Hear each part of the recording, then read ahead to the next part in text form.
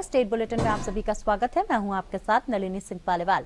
रायपुर में माता कौशल्या के धाम में श्री राम लला के दर्शन को लेकर उत्साह का माहौल है। इस उत्साह और उमंग के साथ राजधानी रायपुर से अयोध्या तक के लिए बस की शुरुआत की गई है। बता दें कि 1344 राम भक्त आस्था स्पेशल ट्रेन से अयोध्या धाम श्री राम लला के दर्शन करने के लिए रवाना हो गए हैं। इस दौरान जय श्री राम के जयकारे के साथ पूरा माहौल राममय हो गया, जब मुख्यमंत्री विष्णुदेव साय ने रेलवे स्टेशन से अयोध्या स्पेशल गाड़ी को हरी झंडी दिखाकर रवाना किया। बता दें कि छत्तीसगढ़ के राम भक्तों ने मुख्यमंत्री साय को धन्यवाद देते हुए कहा कि कभी सोचा नहीं था भांचा राम की नगरी अयोध्या पूरी जाना होगा।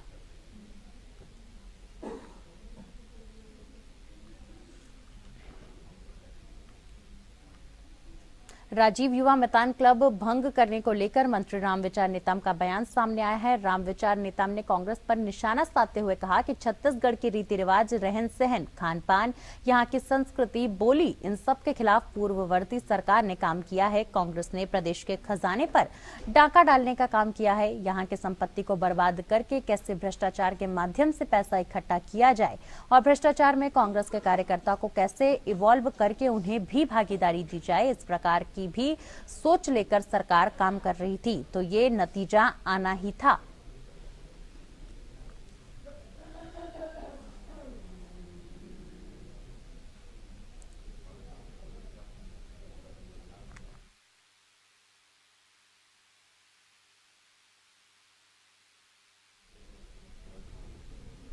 छत्तीसगढ़ विधानसभा सत्र के 8वें दिन राजीव युवा मितान क्लब योजना को लेकर जमकर हंगामा हुआ, जिसको लेकर राजीव युवा मितान क्लब योजना बंद किए जाने की घोषणा की विपक्ष ने जमकर निंदा की। नेता प्रतिपक्ष चरण दास महंत ने कहा कि राजीव युवा मितान क्लब हमारी संस्कृति को बढ़ाने की दृष्टि से बनाया गया था। मंत्री की तरफ से योजना बंद किए जाने की घोषणा दुर्भाग्यपूर्ण है, इसकी निंदा करता हूं। साथ ही योजना में भ्रष्टाचार की बात बुनियादी है।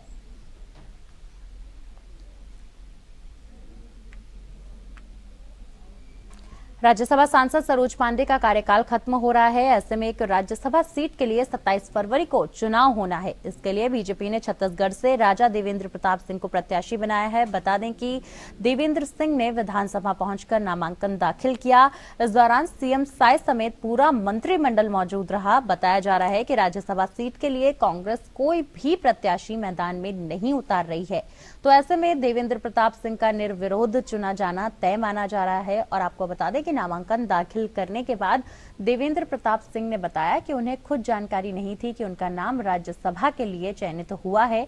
मीडिया के माध्यम से जानकारी मिली। साथ ही विपक्ष के उनके परिवार कांग्रेसी हैं।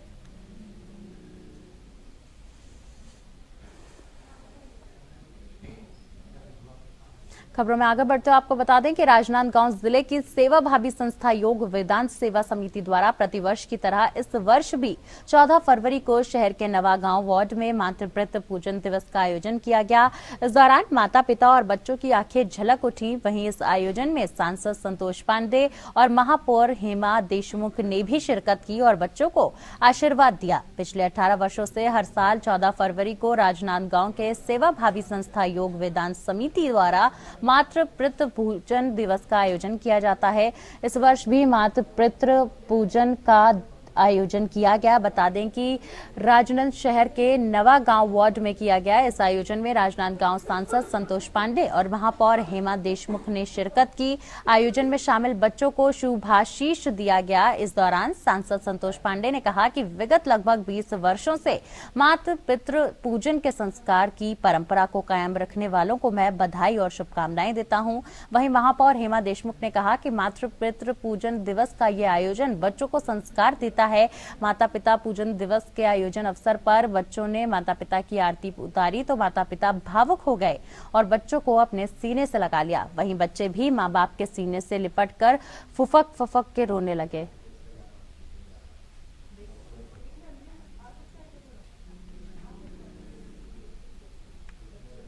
खैरागढ़ पुलिस अधीक्षक त्रिलोक बंसल के दिशा निर्देश पर लगातार यातायात जागरूकता अभियान चलाया जा रहा है। बता दें कि पुलिस कप्तान त्रिलोक बंसल के निर्देशन में जिले के यातायात व्यवस्था को सुचारू रूप से संचालित करने और मृत्यु, गंभीर चोट जैसी बड़ी दुर्घटनाओं को रोकने के लिए जिले के सभी थानों और यातायात शाखा खैरागढ़ को आवश्यक दिशा निर्देश दिए गए हैं, जिसके परिपालन में यातायात पुलिस खैरागढ़ ने चालान नहीं समाधान का मूल मंत्र ध्यान में रखते हुए लोगों को हेलमेट लगाने का महत्व बताया, जिसके बाद 44 लोगों ने अभियान से प्रेरित होकर हेलमेट खरीदकर हेलमेट पहनने की शपथ ली।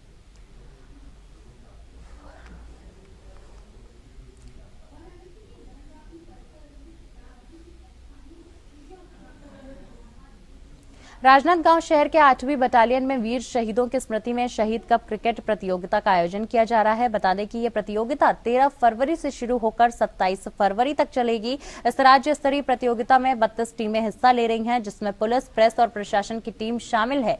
वहीं वीर शहीदों की स्मृति में राजनांदगांव शहर के 8वीं बटालियन में शहीद कप क्रिकेट प्रतियोगिता का आयोजन 13 फरवरी से 27 फरवरी तक किया जा रहा है। इस राज्य स्तरीय आयोजन में बिलासपुर, रायपुर, दुर्ग, बालोद सहित बीजापुर और अन्य जिलों की टीमें भी शामिल हो रही हैं। बता दें कि क्रिकेट प्रतियोगिता के इस आयोजन में 15-15 ओवर के मैच खेले जा रहे हैं। आयोजन को लेकर 8वीं बटालियन के सहायक सेनानी हरीश टोंडल ने बताया कि 2001 बैच के 10 जवान शहीद हुए थे, जिनकी शहादत को नमन करने के उद्देश्य से शहीद कप क्रिकेट प्रतियोगिता का आयोजन किया जा रहा है। वहीं प्रधान आरक्षक संजय सिंह ने कहा कि इस प्रतियोगिता के माध्यम से हम अपने वीर साथियों को नमन कर रहे हैं।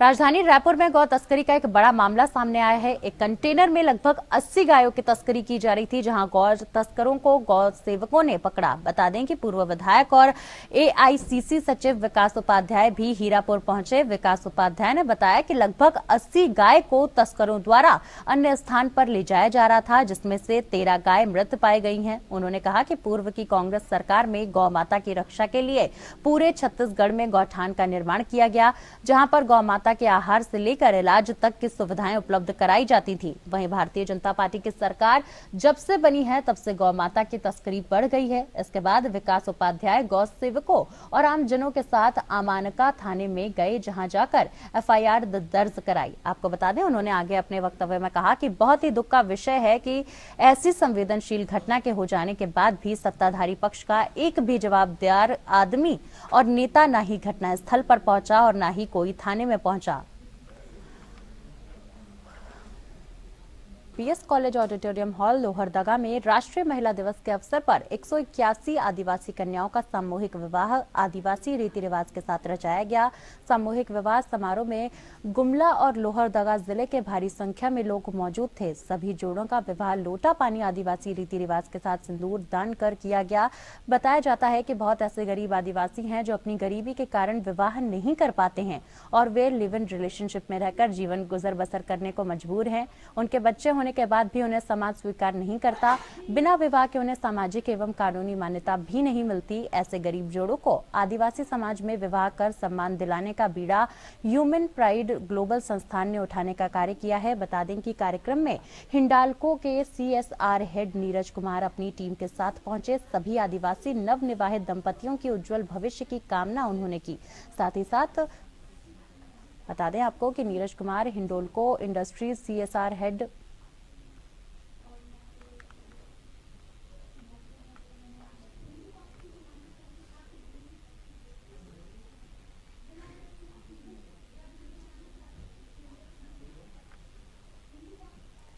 रांची के एक ज्वेलरी शॉप में अपराधियों द्वारा लूट की घटना को अंजाम देने की कोशिश की गई, जिससे दुकानदार और स्थानीय लोगों ने विफल साबित कर दिया। बता दें कि रांची के अरगोड़ा कटहल मोड़ स्थित गोल्ड प्लाजा शॉप को मोटरसाइकिल सवार अपराधियों ने लूटने का प्रयास किया। इस दौरान दुकानदार और स्थानीय लोगों की सजगता से लुटेरे घटना को अंजाम देने में असफल रहे और हथियार छोड़कर भाग गए। बता दें कि घटना की जानकारी मिलते ही नगर पुलिस अधीक्षक राजकुमार मेहता और डीएसपी ने वारदात स्थल पर पहुंचकर जांच शुरू कर दी।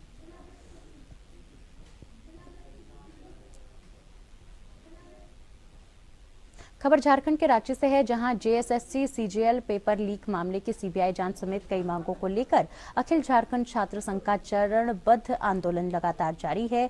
आजसू ने राज्य के लाखों छात्रों के हित और अधिकार से जुड़ी मांगों को लेकर प्रदेश भर में मशाल जुलूस का आयोजन किया। इस मशाल जुलूस में प्रदेश के हजारों युवाओं ने हिस्सा लेकर सरकार की युवाओं के प्रति असंवेदनशीलता के विरोध में अपनी आवाज को बुलंद किया। रांची जिला में जयपाल सिंह मुंडा स्टेडियम में शहीद चौक होते हुए अल्बर्ट एक्का चौक तक मशाल जुलूस का निकाला गया। बता दें कि मशाल जुलूस में आजसू के सदस्यों के साथ भारी संख्या में छात्र छात्राएं और अभ्यर्थी शामिल हुए। वहीं मशाल जुलूस को लेकर आजसू के प्रदेश अध्यक्ष ओम वर्मा ने कहा कि जेएसएससी पेपर लीक मामला राज्य के युवाओं के भविष्य के साथ खिलवाड़ है। ये मशाल जुलूस सीजीएल परीक्षा की जांच सीबीआई से कराने और कई मांगों को लेकर निकाला गया।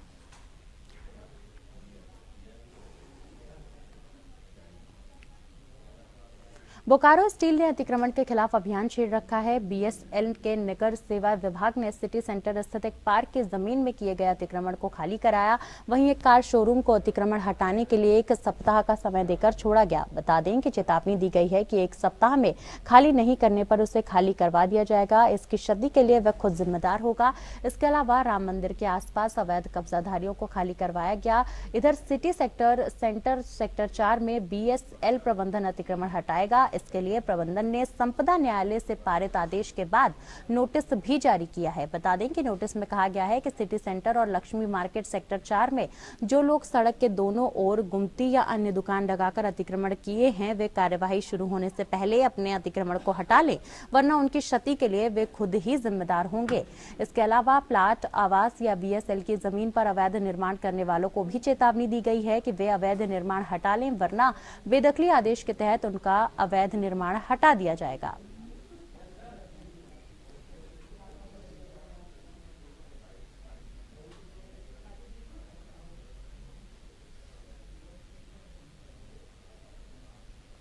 जादव विजय नारायण राव ने बोकारो जिले में पहली महिला डीसी के रूप में पदभार ग्रहण कर लिया। बता दें कि 2015 बैच की आईएएस अधिकारी जादव विजय नारायण राव बोकारो जिले की 34वीं डीसी बनी हैं। जादव विजय नारायण राव ने बोकारो के उपायुक्त रहे कुलदीप चौधरी से पदभार ग्रहण किया। कुलदीप चौधरी चाईबासा के डीसी के रूप में पदस्थापित किए गए हैं। साथ ही देर रात राज्य सरकार के द्वारा निकाले गए नोटिफिकेशन के बाद जिले की पहली महिला डीसी के रूप में जादव विजय नारायण राव ने पदभार ग्रहण किया।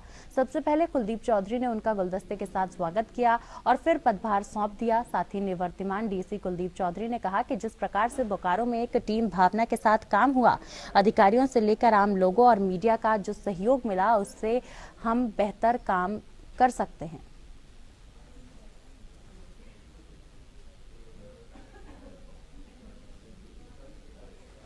बोकारो जिले के बीएस सिटी थाना क्षेत्र के सेक्टर 2 सी क्वार्टर नंबर 2561 में चोरों ने बीती रात लगभग 2 बजे के करीब घर के मुख्य दरवाजे की कुंडी को तोड़ते हुए घर में रखे जेवरात और नकदी की चोरी कर ली, जिसका रकम लगभग 4 लाख रुपए है। बता दें कि घर में रहने वाले बादशाह सिंह की पत्नी उर्मिला देवी बोकारो जनरल अस्पताल में भर्ती थी, जिस कारण घर पूरी तरीके से खाली था और पुत्र बोकारो से बाहर गया हुआ था। सीसीटीवी में चोरों की करतूत कैद हुई है। घर मालिक ने थाने में आवेदन दिया और पुलिस मामले की जांच में जुट गई है। बता दें कि जब अस्पताल से इलाज कर बादशाह सिंह उसकी पत्नी घर पहुंचे तो देखा कि गले का मंगलसूत्र, कान की बाली, हाथ में सोने की चूड़ी और लगभग 17,000 रुपए गायब थे। चोरी की कुल रकम लगभग 4 लाख बताई जा रही है।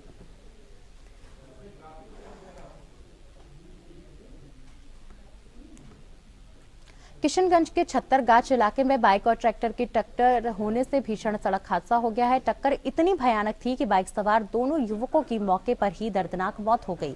बता दें कि मौके पर पहुंचे लोगों ने पुलिस को सूचना दी। सूचना मिलते ही पुलिस मौके पर पहुंची और शवों को कब्जे में लेकर पोस्टमार्टम के लिए भेज दिया गया। वहीं घटना से मृतकों के परिजनों का रो रो कर बेहद बुरा हाल है। ट्रक चालकों की लापरवाही की वजह से आए दिन ऐसी घटनाएं सामने आती रहती हैं। इसके बावजूद भी जिला प्रशासन और पुलिस प्रशासन की तरफ से कोई कठोर कार्यवाही नहीं की जा रही है, जिससे बालू माफियाओं का हौसला बढ़ाने लगा है। आपको बता दें कि कई हिस्सों में अवैध खनन की इस तरीके की वारदातें सामने आ रही हैं।